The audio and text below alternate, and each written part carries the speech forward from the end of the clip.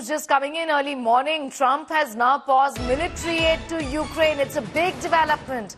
Days after the explosive meeting with Zelensky, Trump pauses aid, urges Ukraine-Russia talks that Donald Trump had been pressing for, even in the meeting with Ukrainian President Volodymyr Zelensky. U.S. says aid has been stopped to ensure a solution to war. President Trump orders pausing of U.S. military aid for Ukraine after a disastrous Oval Office meeting pressuring Zelensky on Russian talks. The White House official said Trump is focused on reaching a peace deal to end the more than 3-year war sparked by Russia's all-out invasion of Ukraine and wants Zelensky committed to that goal. The official added that the U.S. was pausing and reviewing its aid to ensure that it is contributing to a solution.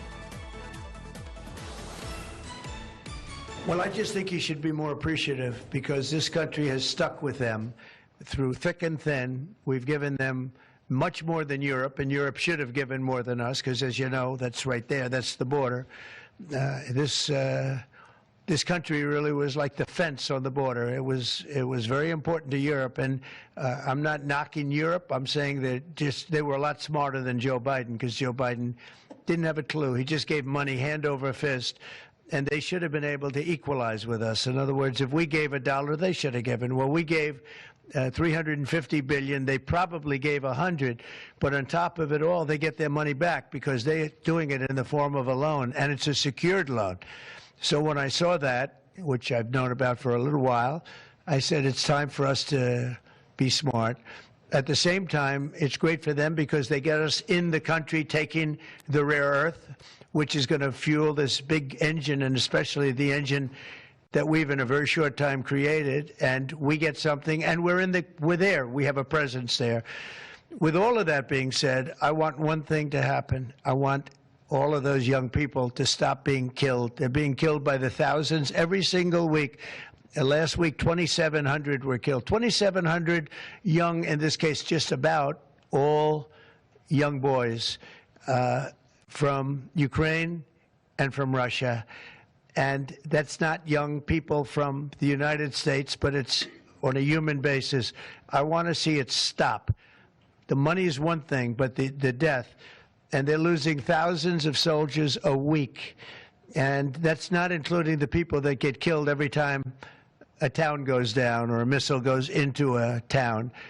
To my colleague Shivani, getting in more details this morning. Shivani, this move but expected, given the kind of scenes that we had seen the last time around and the disastrous talks really between President Donald Trump and Ukrainian President Volodymyr Zelensky, isn't it? Good morning, Sneha. You are absolutely right, because after the complete blowout that we saw with the President Donald Trump and Zelensky's meeting in the Oval Office, this was being expected, and that's what has happened now. And President Donald Trump has directed a pause to the U.S. assistance to Ukraine. They will be reviewing it. And what Trump says is that he wants to be a peacemaker. He wants a final solution to this war. He wants President Zelensky to be more committed for a peace solution. That's what he's saying. And what Trump has also been reiterating all the time, that the money that U.S. had been giving, the aid that U.S. had been giving to Ukraine is being used for this war, which he doesn't want anymore. So this is what now President Trump has done. He has directed all the assistance that the U.S. was giving to Ukraine that is being used for this war.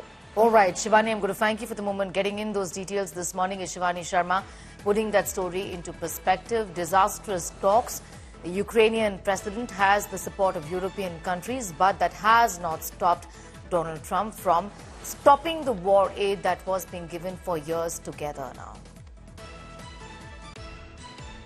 Well, I'll tell you what, I think it takes two to tango, and you're going to have to make a deal with Russia, and you're going to have to make a deal with Ukraine.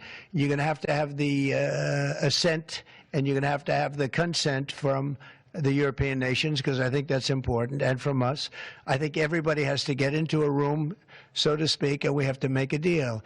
And the deal can be made very fast. It should not be that hard a deal to make. It could be made very fast. Now, maybe somebody doesn't want to make a deal, and if somebody doesn't want to make a deal, I think that person won't be around very long. That person will not be listened to very long, because I believe that